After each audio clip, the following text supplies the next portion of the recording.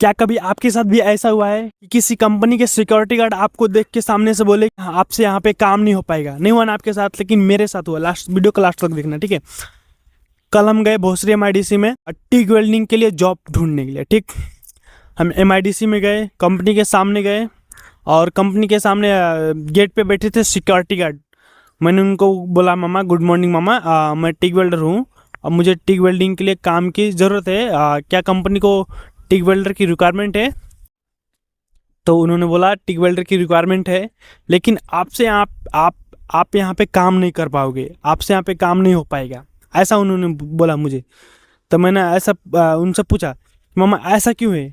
बाकी लोग भी तो काम कर रहे हैं, तो मैं क्यों नहीं काम कर पाऊँगा? तो उन्होंने रीज़न बताया इसके पीछे का रीज़न बताया। उन्होंने बोला कि जितने लोग भी अभी काम कर रहे हैं ना प्रेजेंट में, यूपी और बिहार से आते हैं।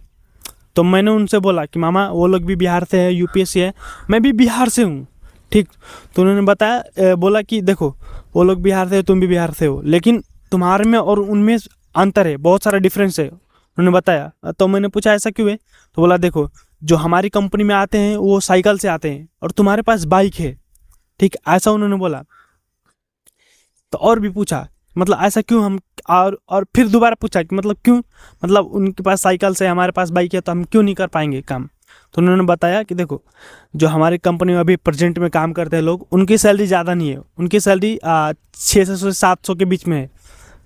तो उन्होंने पूछा क्या तुमसे काम हो पाएगा उतने पेमेंट में? मैंने बोला नहीं। तो उन्होंने पूछा तुमको कितना पेमेंट की ज़रूरत है?